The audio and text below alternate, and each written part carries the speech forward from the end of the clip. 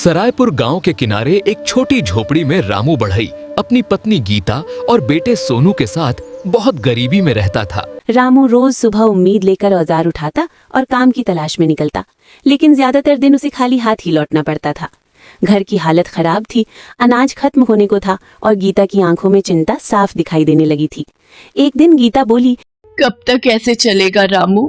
मेहनत बहुत करते हो, लेकिन घर में खुशियाँ क्यों नहीं आती? रामू ने भारी मन से कहा, किस्मत शायद हमसे नाराज है, वरना मैं तो हर दिन पूरी ईमानदारी से काम करता हूँ। तभी 10 साल का सोनू मासूम चेहरे के साथ बोला, बाबा, क्या हमारे घर कभी मिठाई और अच्छे पकवान बनेंगे?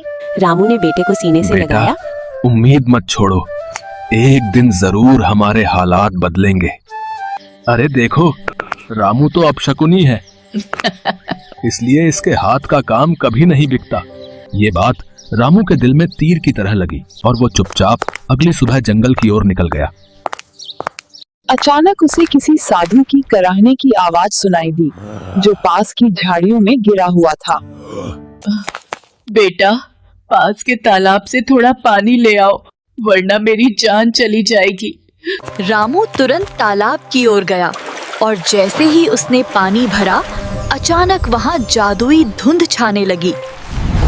ये पानी साधारण नहीं है, पहले मेरी पहेली सुलझाओ। ऐसी कौन सी चीज है जो टूटती है तो आवाज नहीं करती, लेकिन इंसान अंदर से बिखर जाता है? वो चीज उम्मीद होती है। तुम्हारा उत्तर सही है, पानी ले जाओ। रामू पानी लेकर साधु के पास पहुंचा और उन्हें सावधानी से अपने हाथों से पानी पिलाया। तुम्हारी दया और सच्चाई से मैं खुश हूँ, इसलिए तुम्हें एक अनोखा वरदान देता हूँ। अचानक चमकदार रोशनी हुई और वहाँ एक सुंदर सफेद बछड़ा प्रकट हो गया।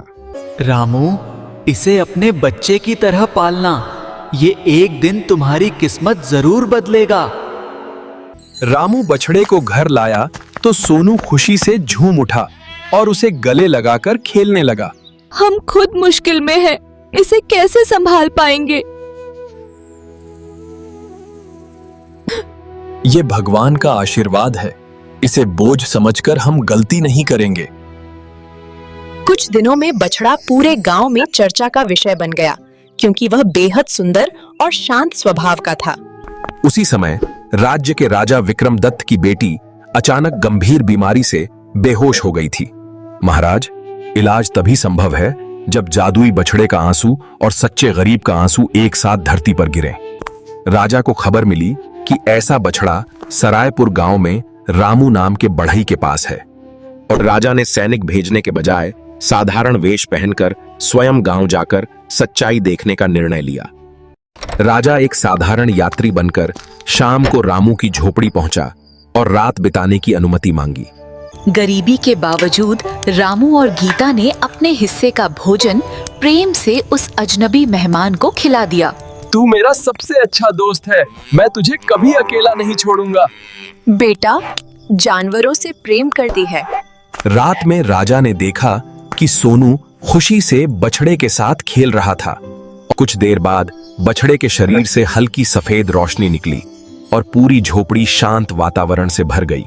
यह देखकर राजा समझ गया कि परिवार की असली ताकत उनकी सच्चाई, दया और आपसी प्रेम है।